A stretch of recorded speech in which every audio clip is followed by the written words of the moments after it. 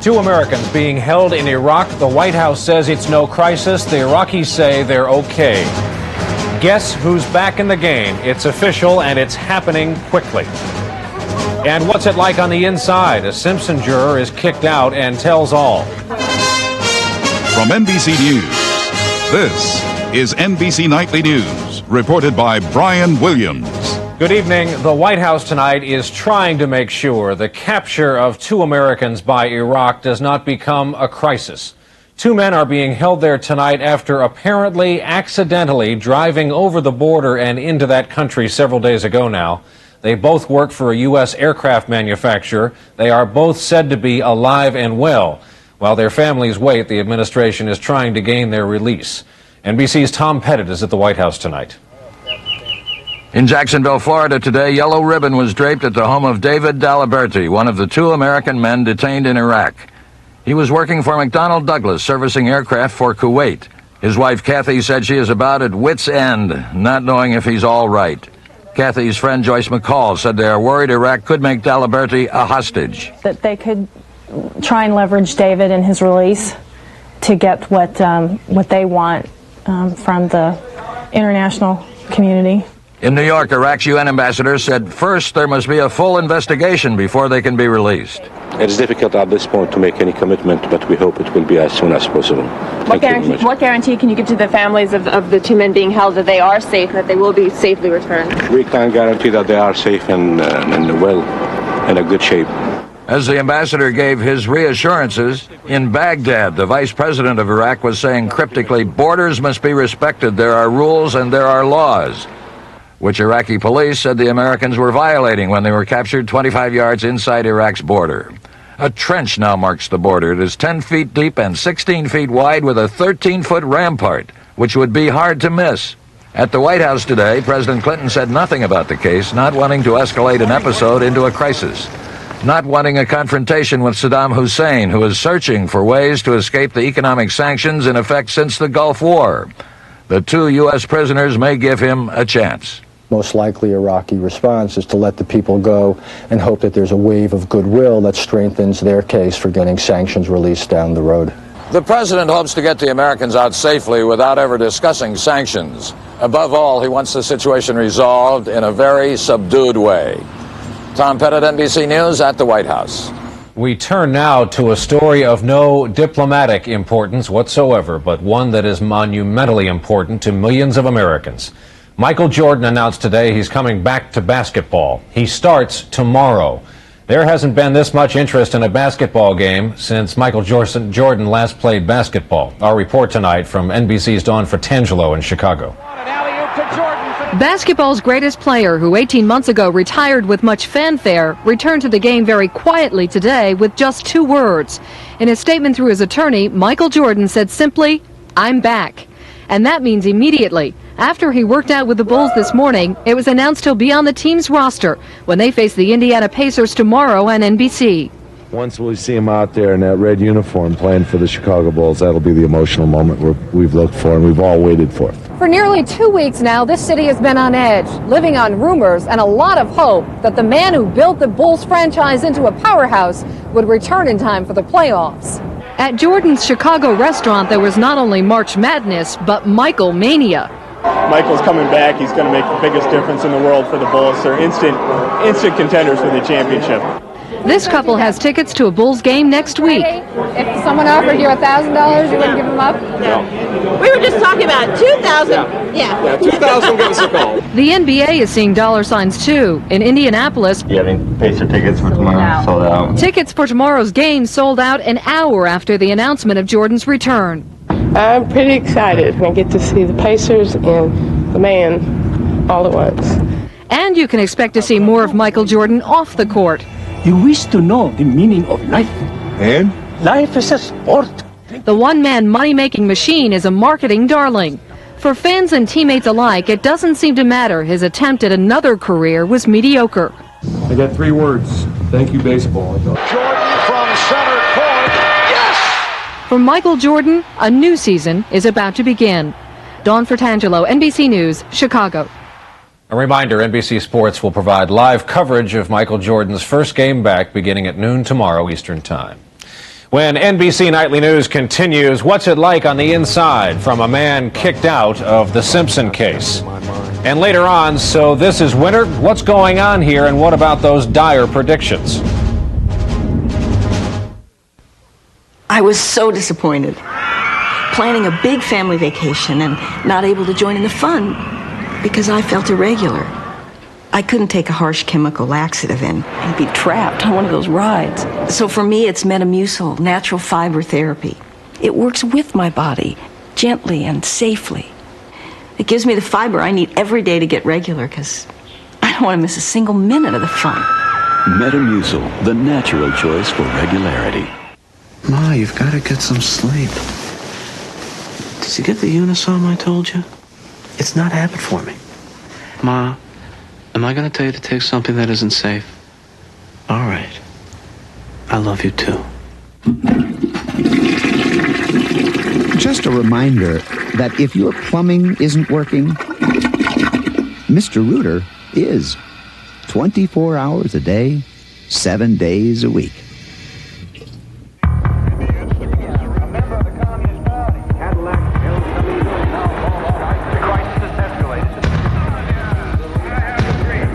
Even as things change, one thing remains the same. Over the long term, nothing, not bonds, not cash, not gold, nothing has outperformed the stock market.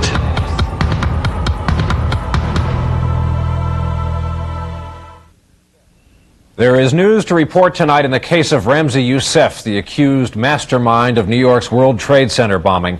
Pakistan Prime Minister Benazir Bhutto says Youssef tried to assassinate her a few months after the New York bombing because she spoke out against Islamic militants.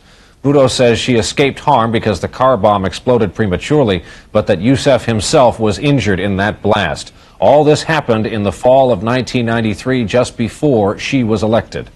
To the O.J. Simpson case now, as they have done week after week, prosecutors left the jury with some powerful images to ponder over the weekend, including the so-called trail of blood from Simpson's Bronco to his front door. One juror is talking about that legally after Judge Ito ejected him yesterday. NBC's Kelly O'Donnell tonight on what it's like on the Simpson jury.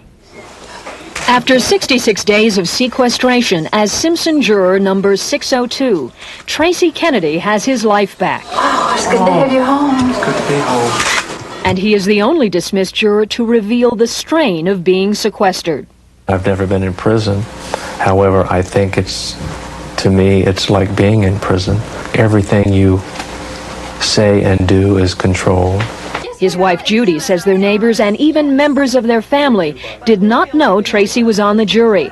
She describes the visits spouses are allowed to make as unusual. Because they tell you first that you're going for conjugal visits. And so you're before everyone, and everyone, knows why you're there. The court has found abundant good cause to excuse juror number 602. That cause included Kennedy's desire to write a book with notes saved on his laptop computer. His story would likely have included these views. On Detective Mark Furman. I think he was a very good witness. Seemed to be credible. Seemed to be knowledgeable. On F. Lee Bailey. I thought, wow, here's the master at work.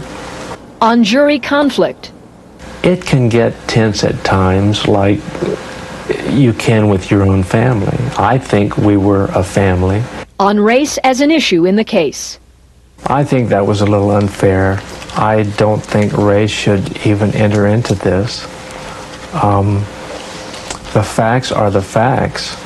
Kennedy would not talk about what he thinks of O.J. Simpson, but did say he believes the jury he left behind will be able to reach a just verdict.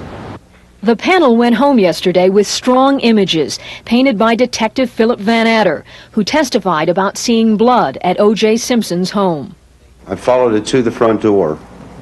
At that point, other detectives were there and pointed out blood spots right in the foyer of the home to me. Other detectives pointed out blood drops inside Mr. Simpson's home? That's correct, yes. Van Adder returns to the stand on Monday. Kelly O'Donnell, NBC News, Los Angeles. President Clinton today praised the new GOP majority in Congress for the work they've done toward welfare reform, but in his weekly radio address, the president said one big thing is missing. He said any new law must specify that deadbeat parents have their driver's and professional licenses taken away from them. That way, he says, close to 1 million women and children can come off welfare. The House takes it up this coming week. The budget cuts on the table before Congress will be the topic tomorrow on NBC's Meet the Press. Republican Congressman John Kasich, chairman of the House Budget Committee, and Democratic Senator Bill Bradley of New Jersey will be among Tim Russert's guests. Now to Texas and a court fight brewing there over custody, Native American customs, and federal law. Our report from NBC's Jim Cummins. These are the three boys caught in the middle of this custody battle. 5-year-old Michael Johnson and his half-brothers, Mark and Matthew White, ages 4 and 2.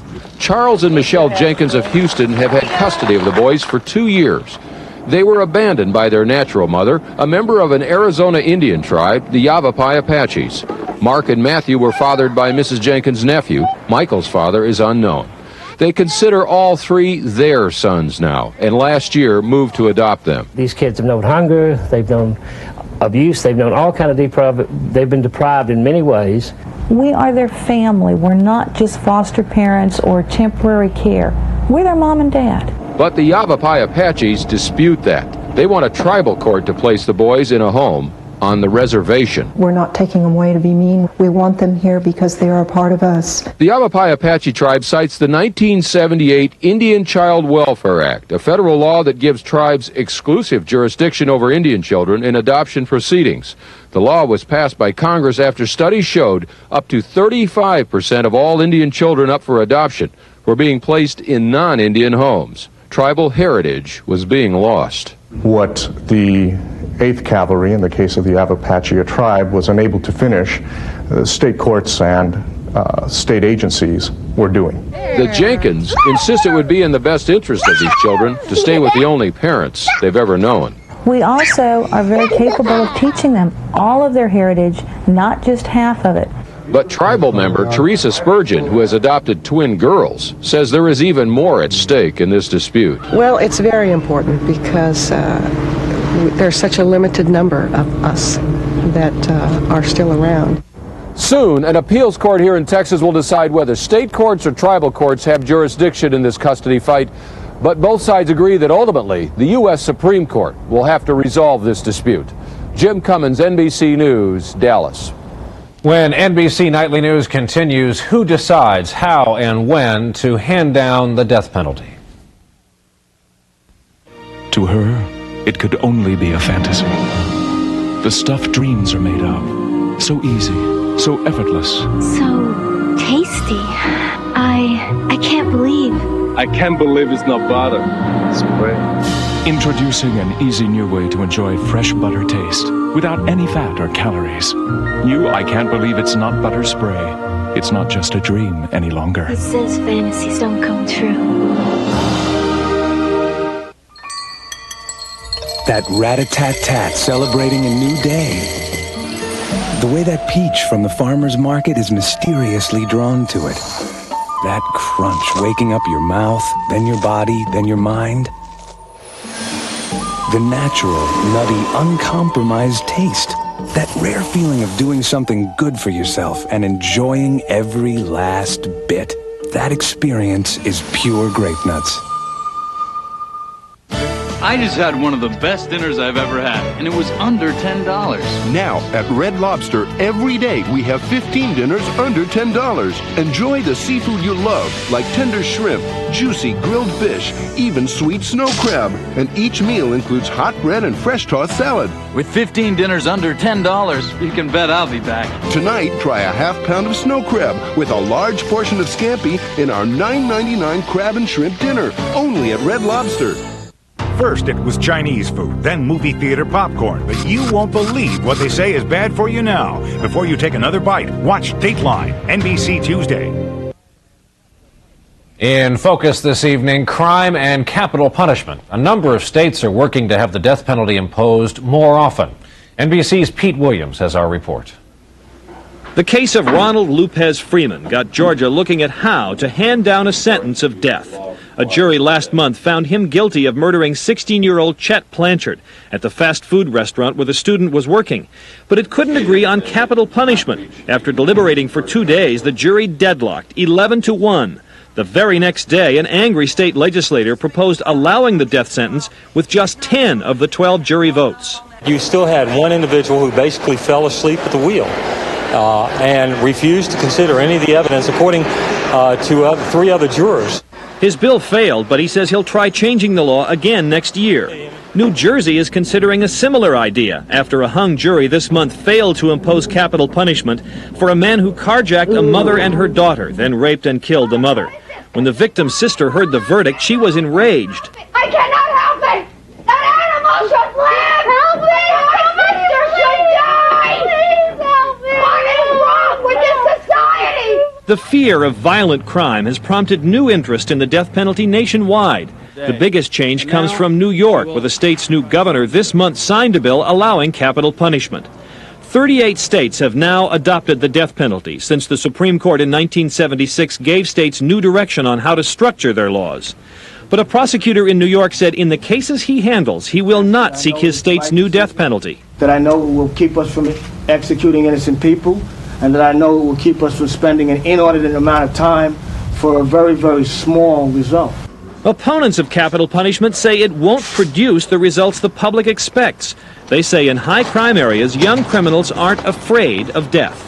Those kids would in fact live longer on death row than they probably will on the streets. So the notion of a potential death sentence years down the road means nothing to them. Even so, support for the death penalty is increasing, and as it grows, so does the size of death row, now approaching 3,000 as more states adopt capital punishment and legislators make more crimes punishable by death. But with so many legal appeals available, there's a gap. More than 6 times more criminals are sentenced to death every year than are executed. A federal judge says executions will never meet that gap, so he says the answer is to limit the number of crimes punishable by death. It seems to me we ought to limit it to the most heinous of crimes, the ones that we as a society consider the most severe, the most depraved, the most morally outrageous. But for now, the number of executions is slowly growing. This year may bring the most in decades, 40 convicted criminals put to death. Pete Williams, NBC News, Washington. When NBC Nightly News continues in a moment, the IRA visits the White House, producing our Moment of the Week.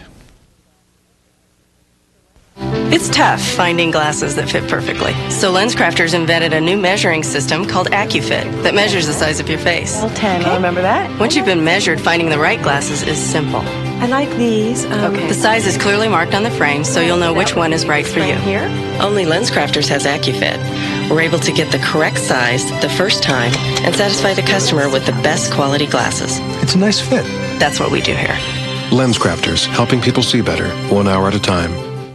Minor arthritis pain isn't going to hold me back, so I use Ultra Strength Bengay. It has 3 pain relievers, they only have 1. It's the strongest Bengay ever for deep penetrating warmth to help the pain go away. Ultra Strength Bengay, nothing stronger.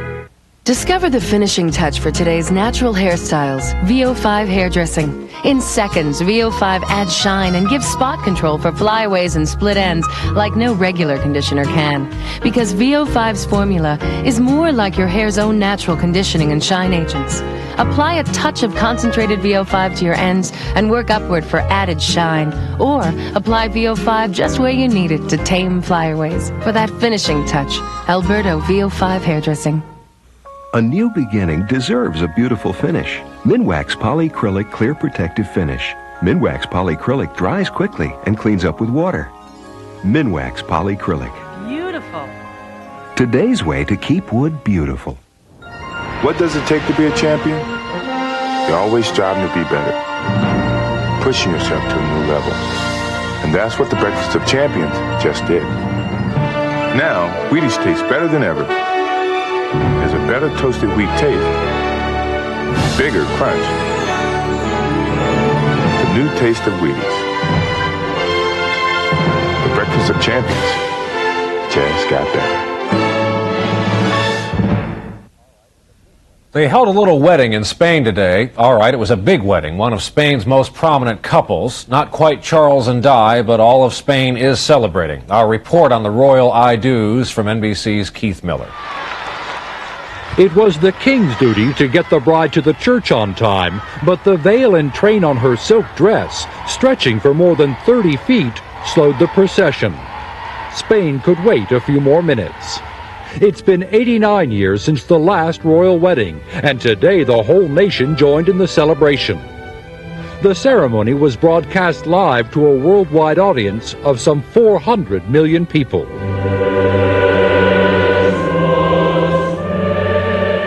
Elena, the 31-year-old daughter of King Juan Carlos and Queen Sofia, was married to a Spanish aristocrat in Seville's Gothic cathedral. Royalty from Europe, the Middle East, and Asia were all in attendance. Prince Charles represented Britain. Not since his wedding to Princess Diana in 1981 has the world seen such a gathering of royal families. The bridegroom had to remember to bring the ring and 13 gold coins, symbolizing Spanish matrimony. Spain's affection for the royal family is not just sentimental. This is a monarchy with modesty. The wedding may have been lavish, but not the lives of the newlyweds. Following a royal honeymoon, the groom will go back to his job as a banker, and the bride plans to resume teaching school. Keith Miller, NBC News, London. Some smiling Irish eyes produced our moment of the week this week. It was last night in the East Room of the White House as President Clinton hosted a St. Patrick's Day reception. Among those singing along, Jerry Adams of the Irish Republican Army. Adams, considered a terrorist by some Protestants in Northern Ireland, got the red carpet treatment in return for his current pursuit of peace in that troubled region. Now we go to China, where the People's Congress has met for the year and again this year has skirted the issue of human rights. As NBC's Lucky Severson reports from Beijing, they decided the subject of money was more urgent, if not more important. Outside on Tiananmen Square, a powerful reminder of who's in charge here. During its 14-day annual session, the People's Congress ignored the sensitive subject of human rights, saying the country's most pressing problem is runaway inflation, over 21% last year. A recent Gallup poll found that 68% of those Chinese surveyed are worried about getting rich. Dissidents like Liu Xiaobo, the teacher who led a hunger strike at Tiananmen and served 20 months in prison, are of little concern. There is a frenzy of greed in China, and young people have lost their sense of social justice. Outside the Beijing University campus, where American cameras are still not allowed, we found seniors who think the government's crackdown in '89 was the right thing to do. At that time, we should keep the peace of Beijing. We don't need unrestlessness. The dissidents, and are they heroes at all with the students today? I don't think so. On another campus where we were allowed, the democracy movement has taken a back seat. We still don't talk about those now. We just live our lives and search our money. Here it's called the Chinese dream. A good job, nice clothes, a car, maybe a cell phone. What kind of jobs do most of you want? Teaching jobs, government jobs, doing good jobs, making money jobs? Making money jobs. Big money jobs, yes. Big money jobs. These are crucial times for China. With paramount leader Deng Xiaoping in very fragile health, Chinese officials hope a combination of economic expansion and political repression will hold this huge country together. Lucky Severson, NBC News, Beijing. When NBC Nightly News continues in a moment, a farewell to the winter that never really was.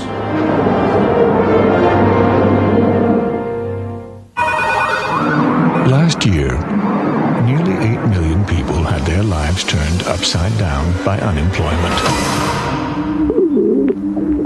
Hate to say it, but that's life. We're the first company that allows unemployed clients greater access to their annuity without a penalty. And that can help a lot until things get straightened out. That's New York Life, the company you keep. While you weren't looking, something magical happened. The durability of an oil-based enamel and the easy cleanup of a latex came together.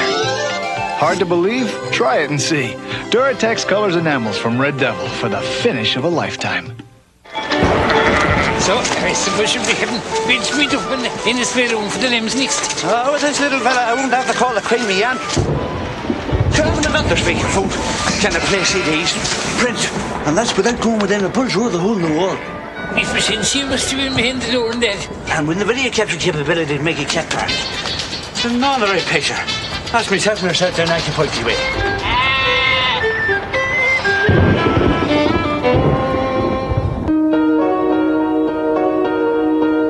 She works the night shift for Memorial Hospital. There's no late for work here. No, my car wouldn't start. What does she drive? Skylark. It's sporty and compact. But she drives it because it's a Buick. She depends on it, night after night after night. Skylark. Because there are times when anything less than Buick quality is a shortcut you can't afford to take. Sunday on Today, from the madness of King George, Academy Award nominee Nigel Hawthorne. Plus, music off the Acoustic Planet album from guitarist Craig Chiquiso. Sunday on Today. Finally tonight, could it be that winter is already over and done with? Was that winter? If you heard the dire predictions of the big chill this year and the big storms and prepared for it, just like the rest of us did, you'd probably like some answers. Here's NBC's Rahima Ellis. Across the nation, people expected a harsh winter. That's because last year, from snowbound Boston in the east to frozen Chicago in the Midwest, the nation took a beating, one winter storm after another. I can't take any more.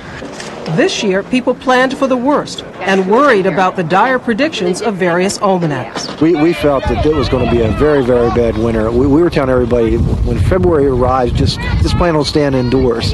But he was wrong, dead wrong. In fact, it's now official. The winter of 94-95 made it into the record books as the second warmest winter in 100 years. No one expected it. In Chicago last year, only the hardy ventured outside. This year, summer sports were played during the winter.